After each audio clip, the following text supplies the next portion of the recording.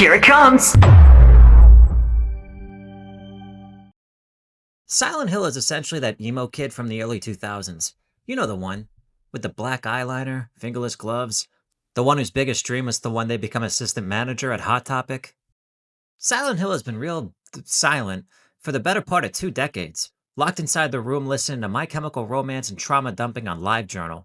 But now, years later, after the whole scene culture finally achieved its ultimate goal of dying, our goth little buddy has come crawling back from the grave, and with his latest entry, Silent Hilf.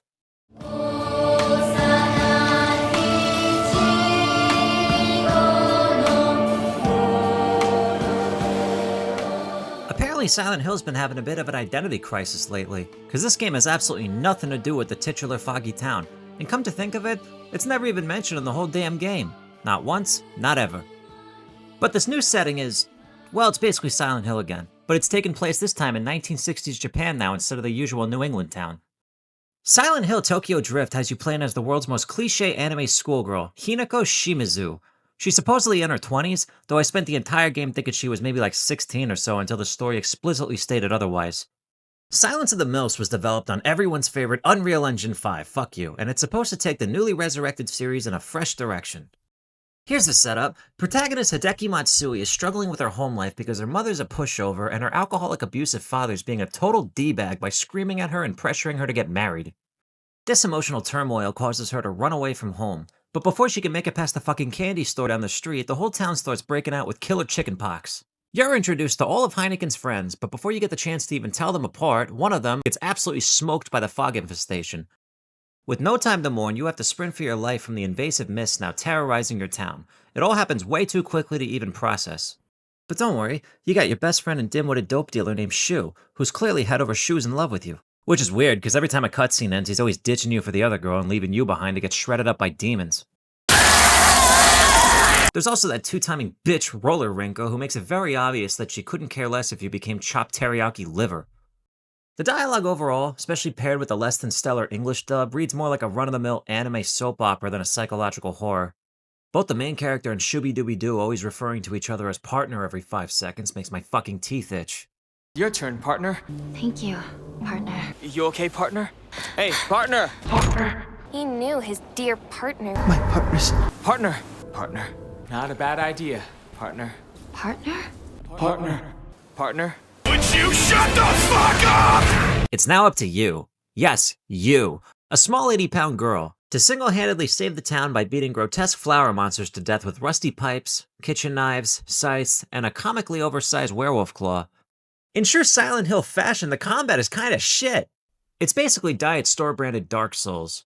Hinako moves around like you're trying to push a kid's shopping cart that someone welded on top of a unicycle. When her stamina depletes, you have to wait a few Mississippi seconds before it fully replenishes, which is a lot longer than it sounds like in the midst of combat.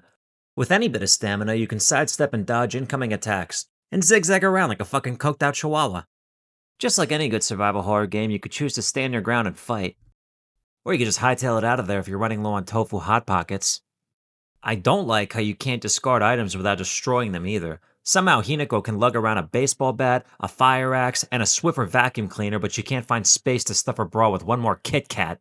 Speaking of which, you can offer up dead rats and chocolate bars to the save shrine for health and stamina upgrades, or you can fish for a random charm to boost stats from a vending machine.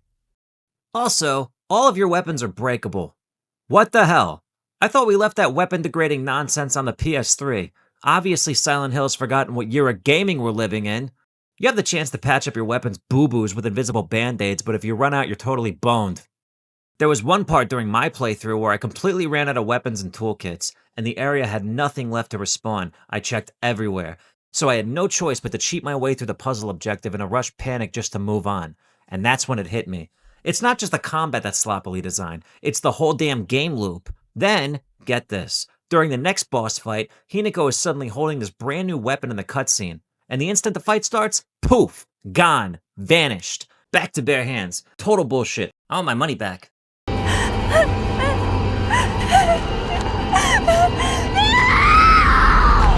You spend most of the game alternating between the foggy town and this nightmare realm where you do whatever the fox face guy tells you to. The puzzles overall are a mixed bag. Some are genuinely clever and immersive, the kind that actually make you think and explore your surroundings. And you got your standard Zelda puzzles like go collect the 3 yo-yos just to unlock the main door. They feel functional, but not particularly memorable. And the same goes for the bosses. I gotta say though, the boss fights in this game are definitely an improvement to the series overall. Some of them are just straight up Dark Souls / Elden Ring fights. And not every single boss fight's a banger, but a few of them had me pretty hyped. I'd say the boss battles in this series have never been better. And the most crucial part of any Silent Hill game is always going to be the atmosphere, and this one delivers. It's classic J-horror brought to the current generation.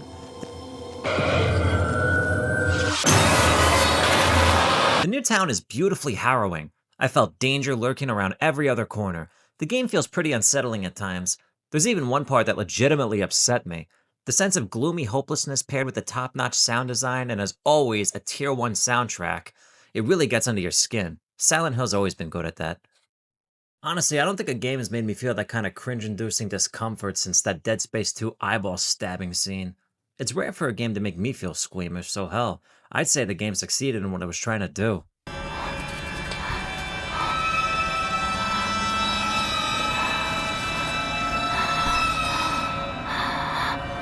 I do got myself a couple issues with the game though, and some of those issues are pertaining to the story in particular, so I'm gonna have to dive into some spoiler territory here. So, if you're planning on playing the game, you're gonna want to click off the video now. Hey, what are you gonna do? Spoiler Chadwick, you've been warned by the spoiler Chadwick, you've been warned now. Look, I can suspend my disbelief and say, sure, Hinako's dad is a cartoonishly one-dimensional piece of shit. Fine, I'll roll with it. But the game really lost me when you revisit her house and she drops that line that every single father in the neighborhood behaves the exact same way. Come on, that's dumb. You know it's dumb. But besides that, let's talk about the ending real quick. The standard ending where it's just a pill-popping psychosis, yeah, it's fine, I guess. But then I came to find after the credits that to get the true ending, you basically have to beat the entire game like 3 or 4 times with very specific objectives. I'm sorry, but that's not Silent Hill fucking happening. So I just watched the other endings on YouTube and was even more disappointed because while the final boss was pretty cool, the alternative final boss with the giant fox and the mask beast thing are far cooler than even that. That type of shit shouldn't be locked away for like the 5% of people mad enough to grind through this whole game over and over like that.